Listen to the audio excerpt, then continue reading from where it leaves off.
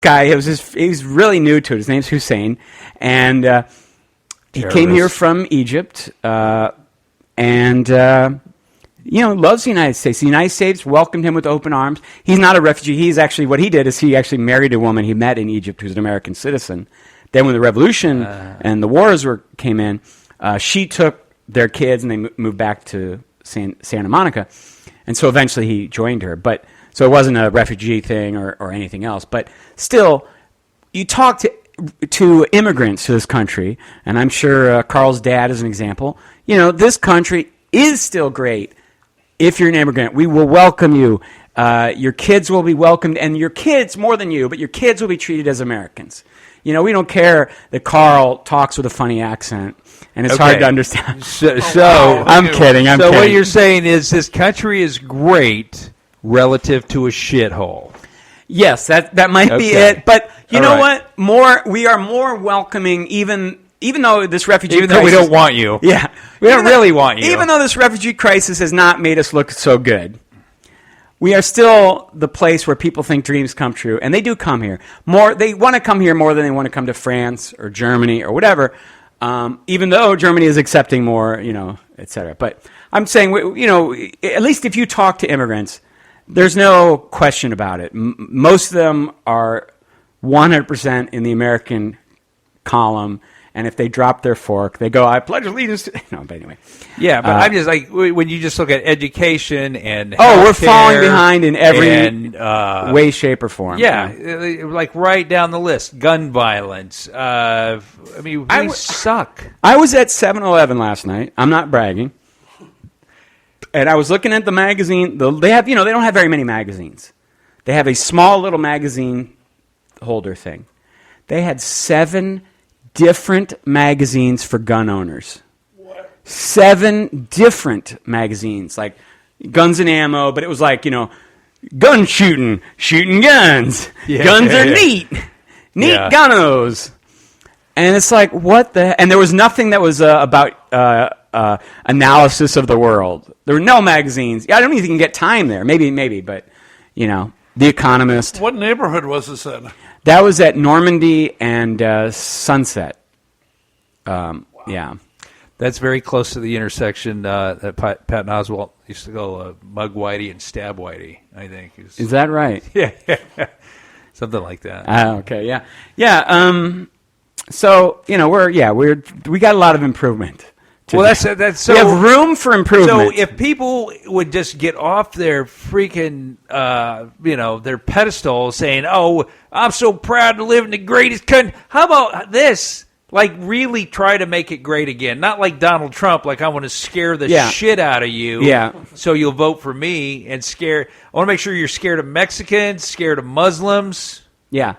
Scared of women. The amazing thing about somebody like Donald Trump is they don't care about hypocrisy at all. So, for instance, he has fundamentalists talking about what a great guy he is. Because the people who follow him don't know what that means or can't spell it. That's why. He's on his 3rd marriage. He's bragged about all the women he fucked outside of marriage. And the fundamentalists are like, he's the guy for us. Yeah. He's about America. His clothes have been manufactured in Mexico and China.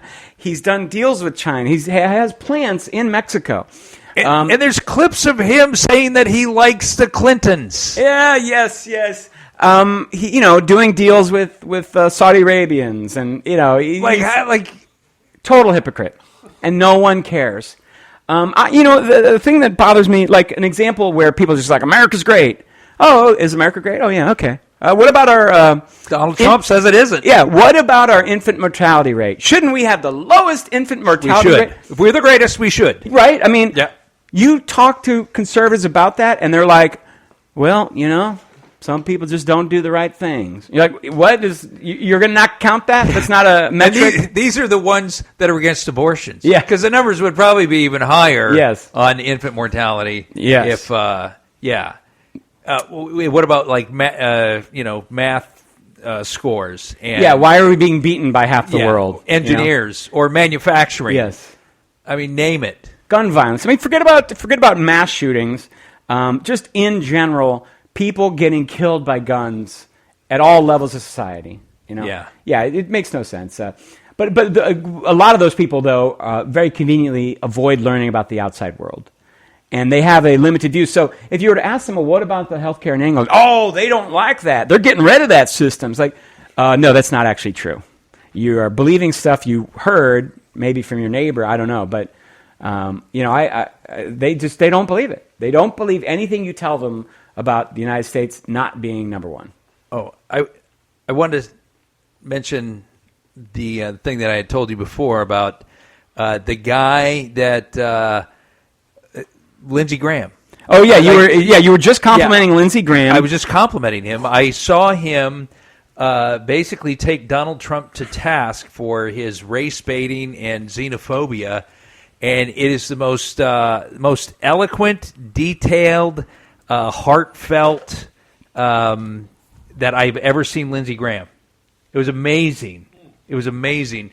He talked about how what he is doing. First of all, he mentioned that he doesn't understand the people who follow Trump.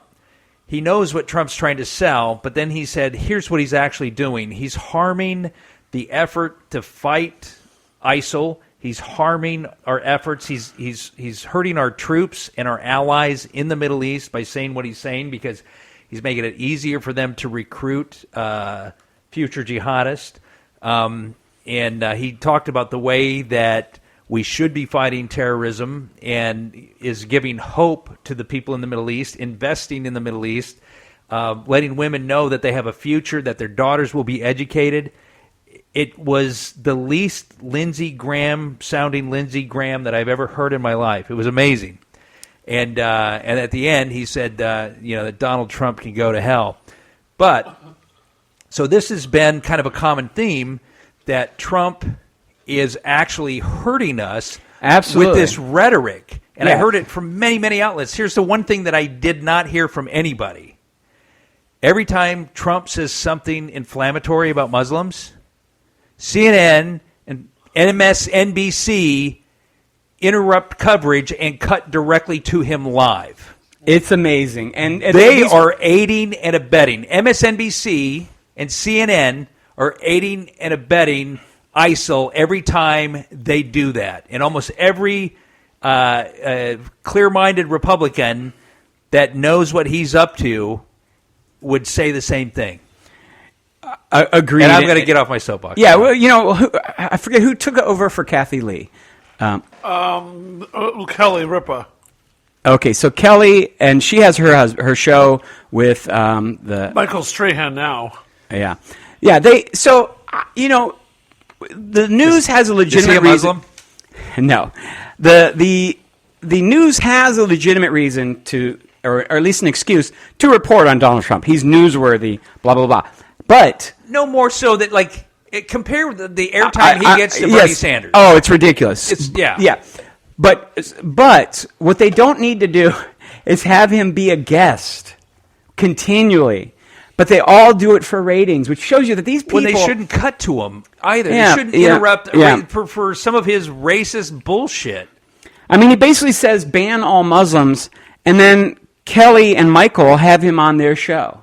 It's like, you fuckers. This is, it's like having Hitler on, and I don't think I think he's on next week. Yeah. When you look back, I mean, let's say Donald Trump beats the odds, becomes president, he's going to try to do some things that are against our Constitution, and hopefully we're able to stop him, but maybe we won't, How will those people sleep at night? You gave him complete free access to the media. It'll be easy to sleep because America will be great again. Yes. We'll be great again. Yeah, I would say if you produce those shows, you should... We just got to knock the shit out of them Muslims. That's what we got to do. It's so disgusting. Here's a headline for you. Syrian opposition agrees to regime talks, demands Assad's departure. So Syria's key opposition groups have agreed on a negotiating position for future international talks on ending their country's civil war that has existed since year one. Yes. Yes. This is good. But it's going to end now. It's only been going on forever. Let me. I wanted to quote. Did you read this quote from this British soldier who he lost his leg in a bomb incident in, I believe, in Iraq. Oh, I think I saw like a YouTube of. They made like a video out of it. Yeah, was he getting like chased by kittens in a sprinkler or something? But no, I have not heard it. Okay, let me do it, please, in a British accent. That would be great. All right, I'll try to say these things in a British accent because, all right, mate. He got his leg blown off. I'll make him a Cockney, you know. He got his leg blown off in a roadside bomb attack in Basra. He's now becoming Australian and slightly New Zealand. The accent's shifting on me. But he basically said he's not going to hate, right? And so he said, a Muslim surgeon performed the surgery that saved my life. A Muslim nurse was part of the team that helped me when I returned to the UK. A Muslim healthcare assistant was part of the team that sorted out my day-to-day needs. A Muslim taxi driver gave me a free ride the first time I went for a beer with my dad after I came home. A Muslim doctor offered my dad comfort and advice in a pub when he didn't know how to deal with my medicines and side effects. And it goes on and on. Did he mention that it was a Muslim that blew his leg off? He did. That was the first. Right. That was the first. That was the first comment. So the point is, okay, blow up my leg. I might have reason to, but there's plenty of Muslims out there that are doing good. And you can go to the graveyards. What? That's how they do it. That's how if they either blow you up or then they patch you up. Yeah, they patch you up and then they butter you up. Yeah. And next day he'll probably convert to be a Muslim. Oh, he is. He's now known as Muhammad Sheikh. Yeah, and then he'll be wearing a suicide vest into a fish and chip shop. So, and meanwhile, contrary to all that behavior of Muslims that did him good, it was a white Brit who spat in his girlfriend's face for effing a cripple when you could have him. A white Brit pushed my wheelchair away from a lift so he could use it first. A white Brit screamed at my dad for parking in a disabled bay when I was in the services coming home. Anyway, his point is not that he hates white Brits. It's just that he doesn't hate Muslims. And, there's been a lot of good responses to the hate that's coming out. Like with Donald Trump saying earlier before the banning of Muslims, he basically agreed to the idea that they should have an ID. So one particular soldier posted his military ID as his ID and said, "Where's yours, Donald?" So there's a petition now in the UK. I think it's like 500,000 people have signed it to ban Donald Trump. Yeah, from the UK. Yeah, he's a hate monger. Carl? Oh, I just wanted to say briefly that that for a while I was unfortunately being. I don't know. It wasn't meant to be Islamophobia, but it was definitely not as friendly as I could be to Muslims often in picking my news stories for the Facebook. Again, a recovering conservative here. And what motivated me to change my thinking was somebody reminded me that it was 2 different Muslim doctors this year that I have a recurring problem that put me in the hospital a few times with the 2 best doctors that care the most that I've ever met of any doctor, and I've dealt with dozens, were 2 Muslim guys who were phenomenal. And it's like, if I could trust 2 average Joes like that from that faith with putting my life in their hands, then why the hell am I writing paranoid crap about the overall? Did you mean 2 average Alis? Exactly. Yeah. Well, there you go. But anyways, I mean the same thing as what this guy experienced. Yeah. So. It's a pretty powerful point when somebody's proven that they can save your life. It's hard to be judging, that's for sure. Yeah, I just think you have to be careful when you don't want to stereotype anyone because of their religious beliefs. I mean, unless they're like a Scientologist or a Mormon, then I think then you know everything you need to know about them. Yeah. No, just kidding. No. Yeah, I mean, I will say this. I will say this about my Muslim Lyft driver last night. He almost killed me because what happened was, you know how windy it was last night? Oh, it was windy as a bitch. And he was supposed to pick me up. That's what they said on the news, actually. Really? That's the official temperature, I think, when you get that was the speed of the wind. Yeah. So he missed picking me up. He picked somebody else up and then was supposed to pick me up, and he didn't until he dropped that person off. What I'm trying to say is I was outside shivering for about 25 minutes. Just chasing your hat. Yeah. But then he turned out to be a nice guy. Yeah. So I tipped him, through the Lyft app, and then Lyft actually sent me a thing saying they were going to give me that it looked like my ride was less than desirable, and they were going to give me $2 back. But of course, it's a